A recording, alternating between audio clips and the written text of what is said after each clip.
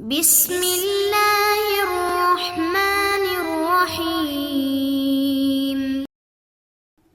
السلام علیکم معزز طلبہ کرام، آپ سب کیسے ہیں؟ آج ہم اصول شاشی کے سبق نمبر 92 کو پڑھیں گے۔ آج کے سبق کا عنوان ہے بعض ائمہ کے قول کا درست مصداق۔ آج کے ہماری سبق کی عبارت فیحمل ذالک سے شروع ہوتی ہے۔ آئیے سب سے پہلے عبارت پڑھ کے اس کا ترجمہ کرتے ہیں، اس کے بعد باقاعدہ سبق کی وضاحت کی طرف بڑھتے ہیں۔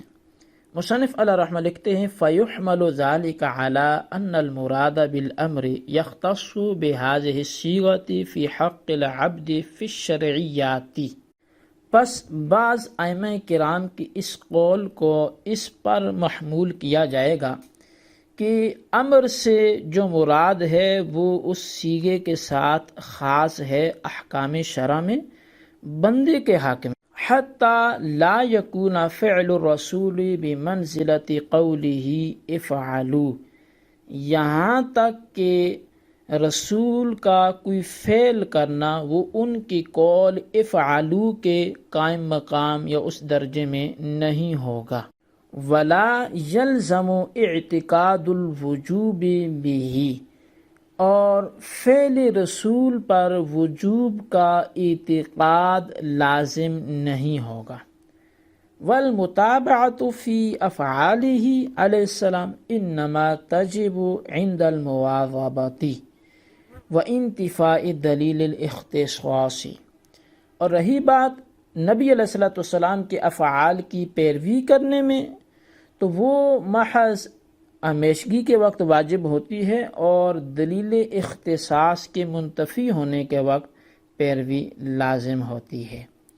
جی طلبہ کرام، یہ ہماری عبارت اور اس کا ترجمہ تھا۔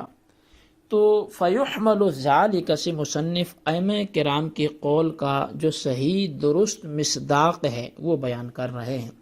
جیسا کہ گزشتہ سبق میں ہم نے پڑھا تھا کہ بعض ائمہ امر کی مراد کے حوالے سے جو قول بیان کرتے ہیں تو اس کے دو معنی عموماً بیان کیے جاتے تھے، اور ان دونوں معنی سے کیا کیا خرابیاں لازم آتی تھی وہ بھی ہم نے سنی، اور ان دونوں معنی کا ابطال بھی ہم نے گزشتہ سبق میں کیا۔ تو آج پھر مصنف کے حوالے سے بالخصوص جو بعض ائمہ کرام کا قول ہے تو اس کا جو درست مصداق ہے اس حوالے سے آج ہم سبق سنیں گے۔ تو اس حوالے سے یہ ہے کہ جب ائمہ کرام کے قول کی مراد میں دو احتمال باطل قرار پائے تو اس کا صحیح مصداق کیا ہے؟ تو اس کا جواب مصنف نے یہ دیا کہ ایمان کا وجوب تو اس صیغہ کے بغیر بھی حاصل ہوگا، مگر ایمان کے بعد احکام شرعیہ فرعیہ بندے کے حق میں اسی صیغہ کے ساتھ خاص ہیں کہ شارع کسی فعل کو واجب کرنے میں اس صیغہ کا محتاج نہیں، بلکہ شارع یعنی اللہ تعالیٰ کی مراد کلام نفسی کو کلام لفظی سے ادا کیا جانا ہے۔ خلاصہ یہ ہے کہ اس صیغہ کا تعلق احکام شرعیہ فرعیہ سے ہے، احکام اعتقادیہ سے نہیں ہے، لہٰذا اس صیغہ کا تعلق بندے سے ہے، شارع سے نہیں ہے۔ تو بہرحال بطور تتمہ یہاں ہم فعل رسول کے حوالے سے بات کرتے ہیں، اور اس کو مصنف علیہ رحمہ نے باقاعدہ بیان کیا کہ جب ائمہ کرام کے قول سے یہ بات ثابت ہوئی کہ احکام شرعیہ فرعیہ بندے کے حق میں افعال کے ساتھ خاص ہیں، تو اس سے یہ بھی ثابت ہوا کہ وجوب قول رسول سے تو ثابت ہوگا مگر فعل رسول سے ثابت نہیں ہوگا، اور نہ ہی اس کے وجوب کا اعتقاد لازم ہوگا۔ فعل رسول سے وجوب ثابت ہوگا یا نہیں ہوگا اس میں اختلاف ہے۔ احناف کا مذہب یہ ہے کہ صرف فعل رسول سے وجوب ثابت نہیں ہوگا، جبکہ بعض شوافی اور مالکی حضرات کے نزدیک صرف فعل رسول سے بھی قول رسول کی طرح وجوب ثابت ہوتا ہے۔ یہ اختلاف اس فعل رسول میں ہے کہ جو فعل حضور صلی اللہ علیہ وسلم کے ساتھ نہ خاص ہو اور نہ ہی سہون صادر ہوا ہو اور نہ ہی منسوخ ہو، تو ایسے فعل رسول میں ائمہ کرام کے درمیان اختلاف ہے۔ بعض شوافع الگ ہیں اور احناف کا اپنا ایک مذہب ہے۔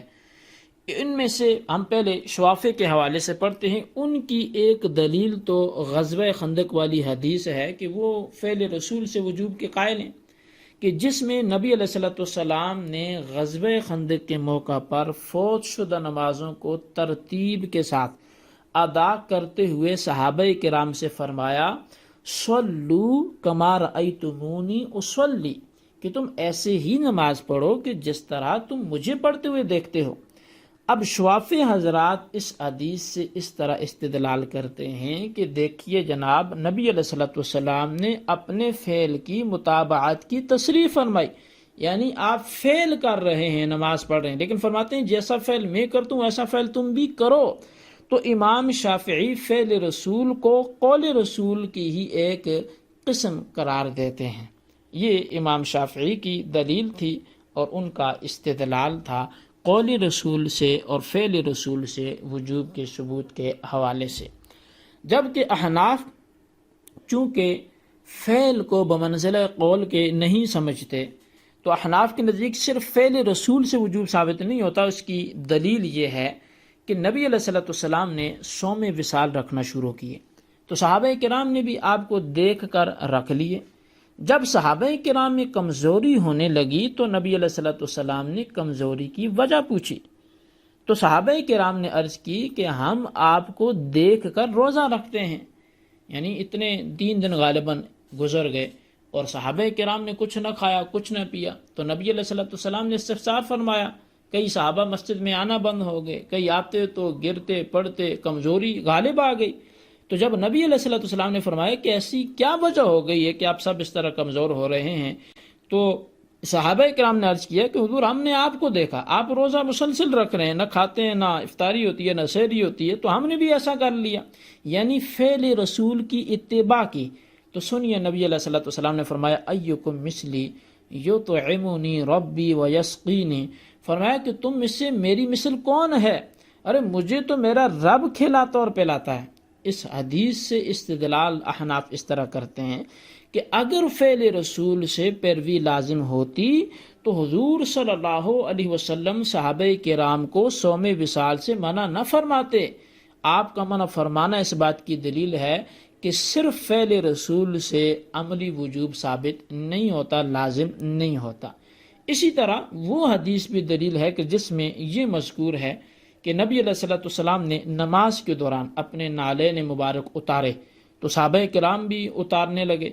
پھر نبی علیہ الصلوۃ والسلام نے ان کے اس فعل پر منع فرمائی، نکیر وارد فرمائی، تو لہٰذا فعل کی اتباع اگر لازم ہوتی تو صحابہ کو یہاں نبی علیہ الصلوۃ والسلام کبھی بھی منع نہ فرماتے۔ اختصار کے پیش نظر یہاں یہ 2 دلیلیں کافی ہیں۔ اور رہی بات امام شافعی علیہ رحمہ کی بیان کردہ حدیث کی، تو اس کا جواب یہ ہے کہ حضرت وہاں آپ حدیث کو پھر سے پڑھیں، لکھا ہے صلو کما رأیتمونی اصلی، تم ایسے نماز پڑھو جیسے مجھے پڑھتا دیکھتے ہو۔ یہاں فعل رسول کی اتباع نہیں کی جا رہی ہے، قول رسول کی اتباع کی جا رہی ہے۔ امر کا جو وجوب ہے وہ قول سے ہو رہا ہے کہ نبی علیہ الصلوۃ والسلام فرماتے ہیں کہ صلو، یہ صیغہ امر ہے، فعل رسول سے وجوب نہیں ہو رہا بلکہ قول رسول صلو سے وجوب ثابت ہے، تو لہٰذا قول سے ثابت ہونے میں تو ہمیں کوئی کلام ہی نہیں ہے۔ والمتابعت سے مصنف احناف کے بیان کردہ مذہب پر ایک وارد ہونے والے اعتراض کو اس کے جواب کے حوالے سے آپ ذکر فرماتے ہیں۔ اشکال اور اعتراض یہ ہوتا ہے کہ احناف کہتے ہیں کہ صرف فعل رسول سے وجوب ثابت نہیں ہوتا، حالانکہ کئی افعال نبی میں پیروی واجب ہے، یعنی نبی علیہ السلام کے کئی ایسے افعال ہیں کہ ان کی پیروی لازم ہوتی ہے، واجب ہوتی ہے، تو اگر جب افعال رسول میں پیروی لازم ہے ہی نہیں تو پھر وہ بعض میں لازم کیوں ہوتی ہے؟ اس کا جواب یہ دیا کہ احناف کے نزدیک فعل رسول سے 2 صورتوں میں ہی وجوب ثابت ہوگا، یعنی ثابت ہوگا لیکن اس کی 2 ہی صورتیں ہیں، یا تو وہ عمل جو آپ کے ساتھ، یعنی 2 صورتیں کیا ہیں؟ پہلی بات تو یہ ہے کہ وہ عمل نبی علیہ السلام کے ساتھ خاص نہ ہو جس کی پیروی لازم کی جا رہی ہے، اور دوسری بات یہ ہے کہ نبی علیہ الصلوۃ والسلام نے اس پر ہمیشگی فرمائی ہو اور اس کے ترک پر نکیر بھی فرمائی ہو کہ اس کو نہیں چھوڑنا، تو لہٰذا ایسے فعل رسول کی اتباع اور اس کی پیروی یہ لازم ہے۔ بہرحال یہ ہمارا آج کا سبق تھا۔ آج کے سبق میں ہم نے جو بزرگوں کا ایک قول تھا امر کی مراد کے حوالے سے، اس کے درست مصداق کو ہم نے پڑھا، اور اس کے بعد ہم نے یہ بھی پڑھا کہ اس میں شوافی اور احناف کا اختلاف ہے، اور اس کے بعد ایک اعتراض اور اس کے جواب کو پڑھا۔ تو آج کے سبق میں ہم نے جو باتیں پڑھی ان کو اچھے انداز سے نوٹ کریں، بالخصوص ان سوالات کے جوابات دیں۔ سوال نمبر 1 یہ ہے کہ درست مصداق بعض ائمہ کے قول کا وہ کیا ہے، اس کو بیان کریں۔ اور سوال نمبر 2 یہ ہے کہ نبی علیہ الصلوۃ والسلام کی جن افعال کی پیروی لازم ہے تو وہ کس جہت سے ہے۔ اللہ تبارک و تعالیٰ سے دعا ہے جو کچھ ہم نے پڑھا سنا اسے یاد رکھنے کی توفیق نصیب فرمائے، آمین بجاہ نبی الامین صلی اللہ علیہ وسلم۔